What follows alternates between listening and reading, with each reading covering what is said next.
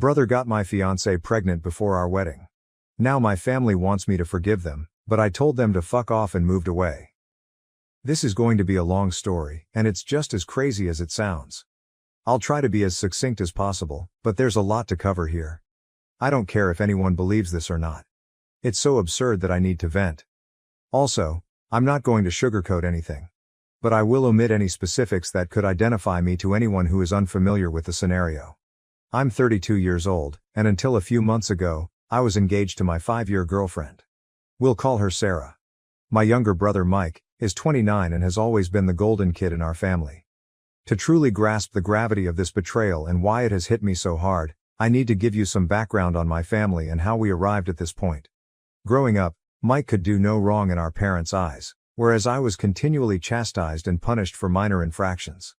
This wasn't your average sibling rivalry or subtle favoritism, it was obvious and intense. Mike would break something and I would be accused. He'd start a fight, and I'd get grounded. If we both got straight A's, he'd get a new video game console, and I'd get a pat on the back and a reminder to keep it up. Our parents, Tom and Linda, were constantly making excuses for their actions. Mike's younger, he needs more attention, nor, you're the older one, you should know better. Nor, Mike's just more sensitive, we have to be careful with him. The relentless assault of false standards and gaslighting made me feel useless and despised in my own house. As we grew older, the preference became more evident. When I was accepted into a good college on a partial scholarship, my parents scarcely recognized it. However, when Mike opted to attend community college, they gave him a lavish celebration and purchased him a car to travel in. Never mind that I had been biking 5 miles each way to my part-time job for several years. I moved out as quickly as possible to avoid the toxic environment at home. I supported myself through college by working 2 jobs and taking out loans. Meanwhile, Mike dropped school after 1 semester, citing that college was not for him. Our parents wholeheartedly backed his decision, commending him for knowing himself and not conforming to societal expectations.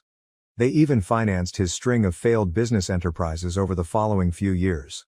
Regardless of how much distance I tried to put between myself and my family, they always found a way to bring me back. Holiday dinners were a nightmare of subtle insults and not so subtle parallels. "Oh, you're still in that entry-level position? Well, Mike is considering establishing another business. He's very entrepreneurial." Never mind that I was establishing a secure profession while Mike depleted our parents' retirement money. Despite everything, I tried to keep my friendship with Mike. He was still my brother after all. However, it was always one-sided. I'd reach out and attempt to connect, but he'd either ignore me or find a way to make the conversation into a game he could win. If I was promoted, he would suddenly have a big opportunity coming up. If I started dating someone, he would inevitably be in a serious relationship. I met Sarah while trying to reunite with Mike. She was a friend of one of his short-lived girlfriends and we clicked immediately.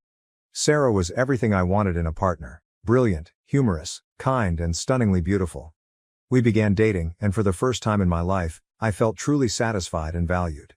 My folks, obviously, were not pleased. They made sarcastic remarks about Sarah being out of my league and asked what she saw in me. Mike, on the other hand, became quite interested in my life. He was always asking about Sarah, wanting to know everything about her.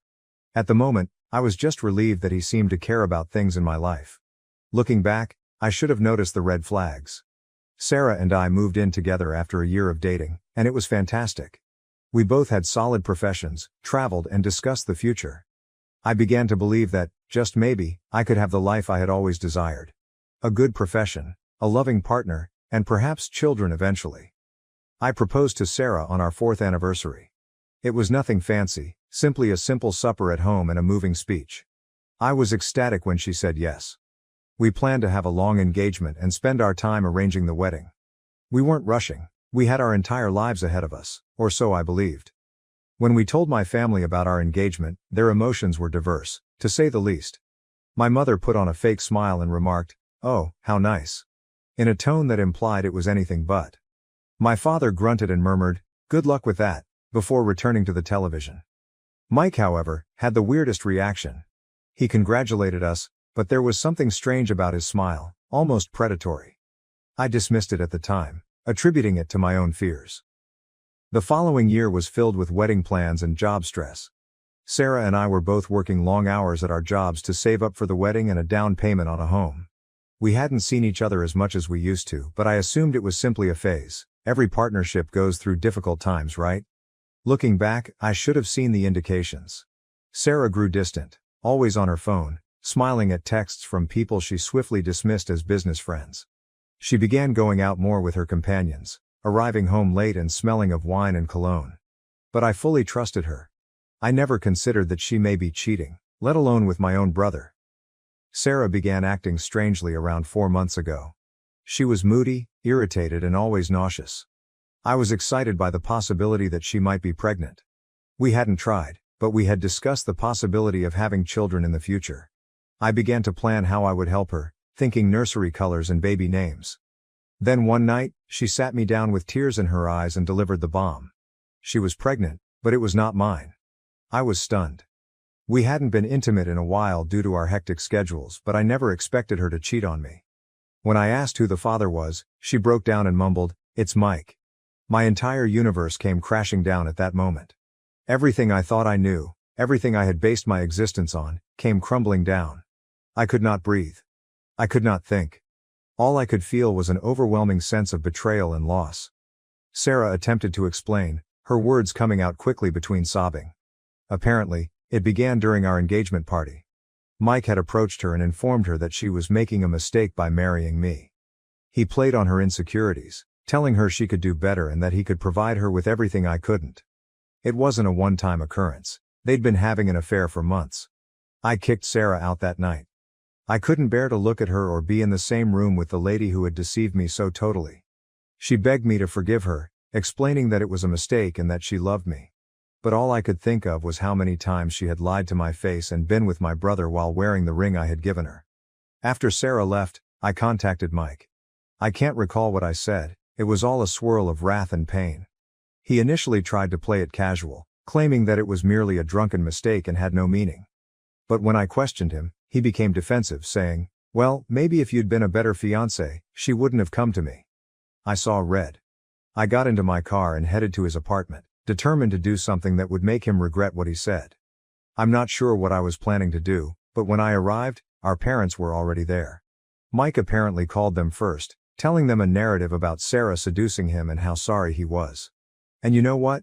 They believed him. They always do. My mother immediately began lecturing me about forgiveness and family, while my father simply stood there with his arms crossed, looking disappointed in me, but not in his beloved Mike. I tried to explain what had actually happened, but they wouldn't listen. They kept telling me that I needed to forgive Mike and support Sarah throughout her pregnancy because family comes first. I lost it. Years of pent-up resentment and anger spilled forth.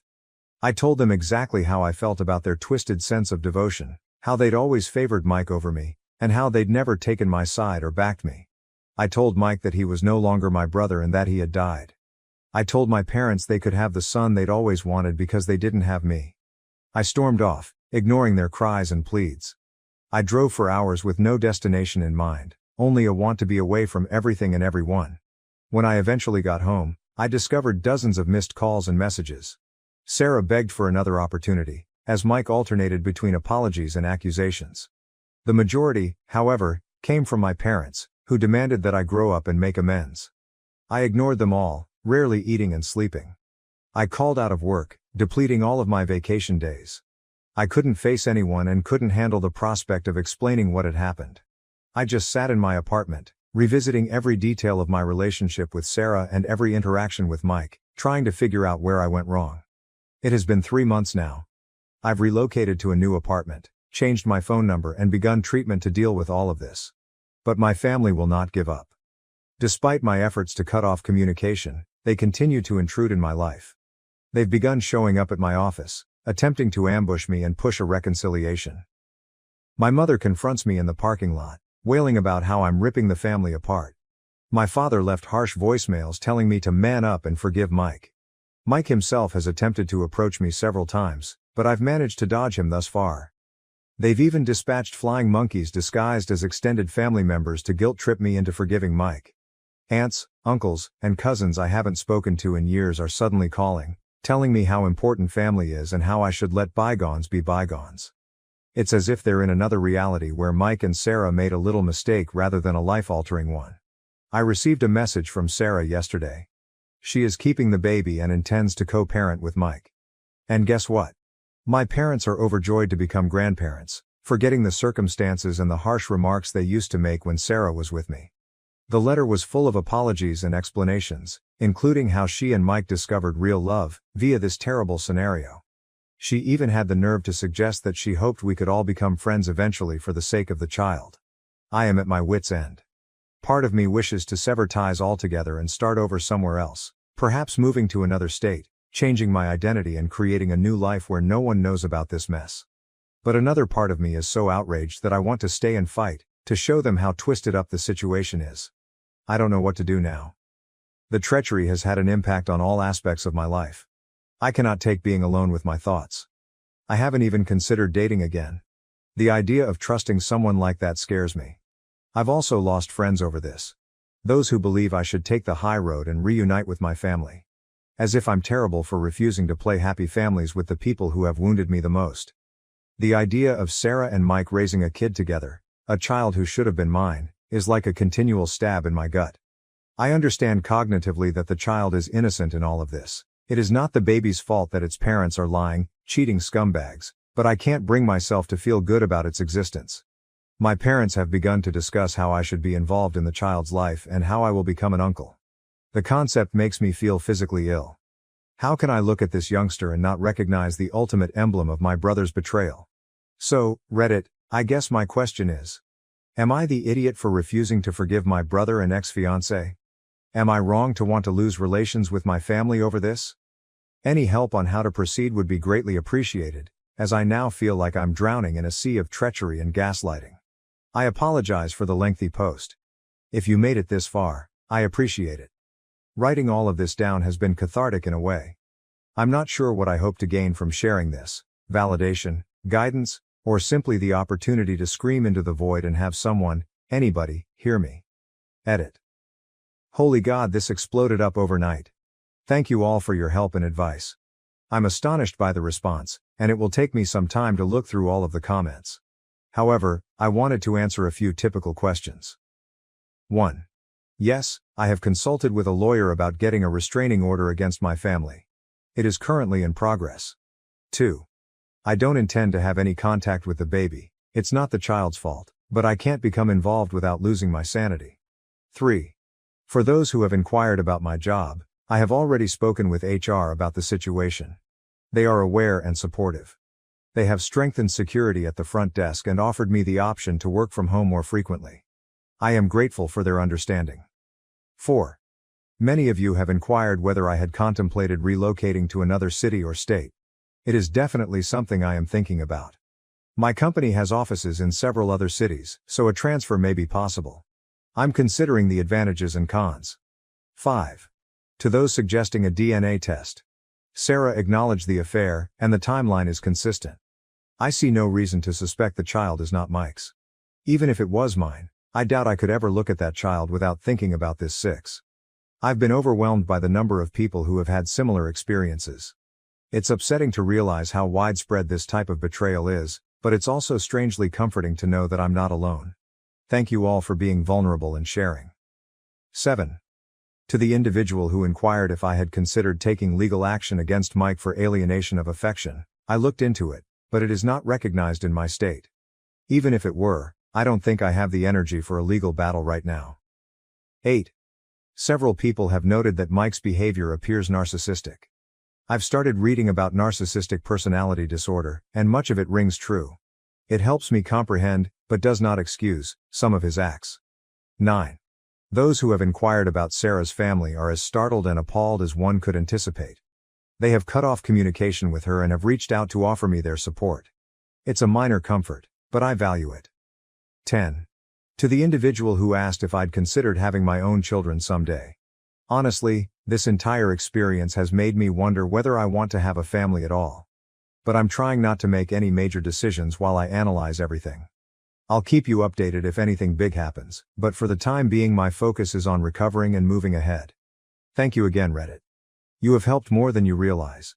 Your encouragement and suggestions have given me a lot to think about, and they have truly been a lifeline during this tough time.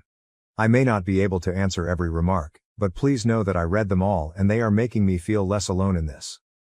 Update. Hello Reddit. It's been approximately 2 weeks since my previous post, and it has been a full roller coaster. First, thank you all for your enormous support and suggestions. I never anticipated my post to go so viral, and going through all of your responses has been both upsetting and oddly reassuring. It's disturbing how regular this type of deception is. The last several weeks have been tough, to say the least. Remember how I said I was working on obtaining a restraining order? That evolved into a huge ordeal. My lawyer filed the paperwork and we had a hearing arranged. I assumed it would be simple, given the proof and the ongoing harassment, but I was mistaken. My parents arrived at the court with their own lawyer, some fancy guy in an expensive suit who likely charges more per hour than I do in a week. They attempted to portray me as the crazy one, claiming I was ripping the family apart over a simple misunderstanding, as if Mike had stumbled and fallen into my fiancée. Fortunately, the judge didn't buy it. She issued the restraining order against Mike and my parents, but only after my mother fell into tears in court and my father glared at me as if I had committed murder. The look on Mike's face, however, I swear if looks could kill, I would be dead. As we were leaving the courthouse, Mike attempted to approach me. My lawyer stepped in between us, reminding him of the newly issued restraining order. Mike merely scoffed and said this wasn't over, and I couldn't hide behind a piece of paper forever. I'd be lying if I claimed his words didn't shake me. But at the very least, I have some legal protection. The job situation has been another nightmare. Remember when I mentioned that my family had been showing up at my workplace? This came to a head last week. I was in a meeting with a customer when my assistant alerted me that my mother was in the lobby and raising a disturbance. Apparently, she had brought a photo album and was attempting to show my co-workers baby images of Mike and me while lamenting about how close her boys used to be. I excused myself from the meeting and went down to the lobby, where I discovered my mother surrounded by a number of uncomfortable-looking co-workers. She was in the middle of relating a story about how Mike and I used to bathe together as toddlers. When she noticed me, she attempted to rush towards me, talking about a baby shower, but I interrupted her. I told her she had to go right away or I would call the police and have her removed for trespassing and breaking the restraining order. Her expression was as if I had slapped her, but after everything they had put me through, I couldn't bring myself to care. Security let her out, and I had to spend the next hour performing damage control with my employer and coworkers. Fortunately, most of them understood, but I could tell some were wondering what kind of drama I was bringing into the office. But it was the fight with Mike that really threw everything off track. Last Saturday, I was in the gym, trying to let out some of my frustration on the punching bag. I was so into my training that I didn't notice someone approaching me until I heard his voice. I swung around and there was Mike, smirking at me as if he hadn't just broken the restraining order. He began speaking loudly enough for anyone surrounding to hear. I ordered him to go before I contacted the cops, but he laughed and said he'd tell them how I had threatened him and Sarah. That was when I lost it. I swiped at him, my first landing on his jaw. He stumbled backward before lunging at me. We ended up on the floor, trading blows like kids again. Except this time there were no parents to separate us, no one instructing me to be the larger person and let Mike win. I got in a few nice hits before the gym staff separated us. Mike's nose was bleeding, and I could feel my own swelling shut. We were both shrieking, trying to get free and get back at each other. The gym manager threatened to call the cops, which ultimately shook me out of it. I grabbed my belongings and fled. I was driving home, still shaking from adrenaline, when I received a call from an unknown number. Against my better judgment, I responded. Sarah was shouting at me about how I had broken Mike's nose and that he could require surgery. I couldn't help laughing. The ridiculousness of her being upset with me after what they'd done was simply too much. I apologize if I had upset her little boyfriend, whom she had been sleeping with behind my back for several months. She began sobbing, complaining about how anxious she was, how the baby could detect her pain, and how I could be so selfish. I hung up and blocked her phone. The aftermath from the brawl was severe. The news had spread like wildfire throughout our social circle. My phone was flooded with texts from friends and family members, some supporting me, others calling me out for assaulting my poor defenseless brother. Sarah's parents contacted me again, expressing their support for me and their displeasure in their daughter. It was a minor consolation, but at this point, I'll take what I can. The restraining order does not seem adequate anymore. Mike has demonstrated his willingness to violate it, and I'm concerned about what he'll do next. The legal fallout has been a nightmare. My lawyer called me the day after the gym incident. Mike apparently filed assault accusations against me. I recounted what had happened, how Mike had violated the restraining order and provoked me. My lawyer groaned and said we'd fight it, but it might be a tough struggle considering that I threw the first punch. We are in the process of bringing our own charges against Mike for breaking the restraining order. My lawyer is convinced that this will benefit our case, but nothing is guaranteed. I've had to provide police statements, show them injuries on my face and knuckles, and justify defending myself against my own brother, which is humiliating. Mike and I have been banned from the gym for life. I can't blame them, but it's unfortunate that the gym was one of the few places where I felt like I could let out some of my frustration in a healthy manner. My cousin Amy, whom I've always been close to, called me the other day. She's taken a lot of pressure from her family for supporting me, but she's staying firm. She told me about what had been going on behind the scenes. Apparently my parents have been telling everyone that I'm experiencing a mental breakdown. They claim that Sarah and Mike's relationship began after Sarah and I split up, and that I am simply envious and unable to let go. According to Amy, most of the family is skeptical, but some are. It's irritating to know that they're spreading false information about me while I'm attempting to recuperate. Things at work have been, to say the least, difficult. After the incident with my mother in the lobby and the argument with Mike, which went viral on local social media, I can sense my coworkers are on edge around me. My manager called me into his office earlier this week. He began by stating he valued me as an employee and realizes I'm going through a difficult period, but then he dropped the bombshell.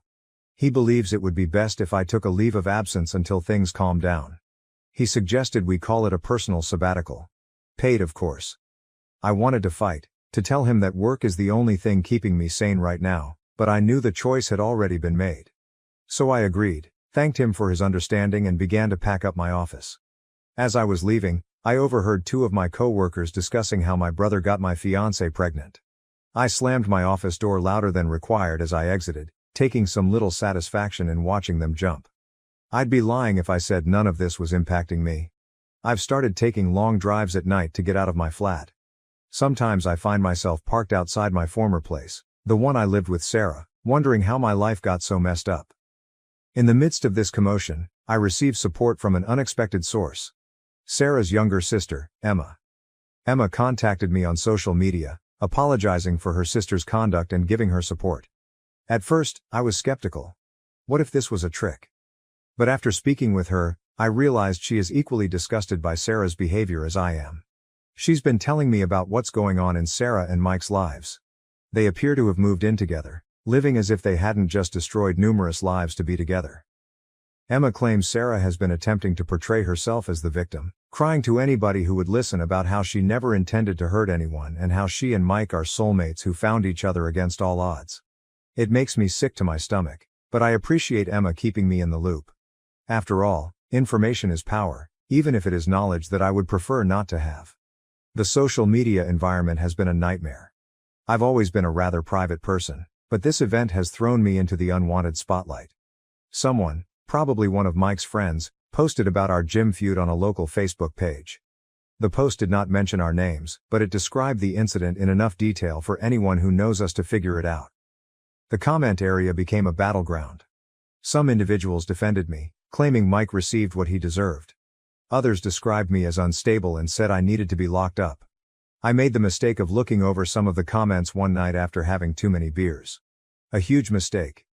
I ended up hurling my phone across the room so hard that the screen cracked. Since then, I've canceled most of my social media profiles. I can't deal with the continuous notifications and messages from folks I haven't spoken to in years who suddenly want to know all the juicy details about my personal life. With everything that has happened, I have realized that I cannot stay in this city any longer. There are too many memories and chances to run into Sarah, Mike, or my parents. I've started looking for internal moves, and there's a promising opportunity in our Seattle office. It's not ideal. I've never been a fan of continual rain, but at this point, I'd move to the moon to avoid all of this turmoil. I haven't made any final decisions yet, but the concept of a fresh start is becoming increasingly intriguing. New city, new apartment, new life, where no one recognizes me as the guy whose brother cheated on his fiancée. My folks have been unusually silent since the restraining order was granted. I'm waiting for the other shoe to drop, for them to figure out a new method to force their way back into my life. Sarah has been spreading the word about her pregnancy far and wide. Emma tells me she's been posting continuous updates on social media, ultrasound photographs, belly shots and so on, with a message about how blessed she and Mike are and how thrilled they are to start their family. Each new piece of information feels like a fresh wound, triggering the pain just as I thought I was beginning to recover. So that is where things stand right now. 2 weeks ago, I believed my life couldn't possibly get any worse, yet it has. I'm still angry and wounded, but also weary. I am tired of justifying myself. So Reddit, I suppose this is less of an update and more of, I'm not sure, a cry into the void. I'm not sure what I'm asking for right now.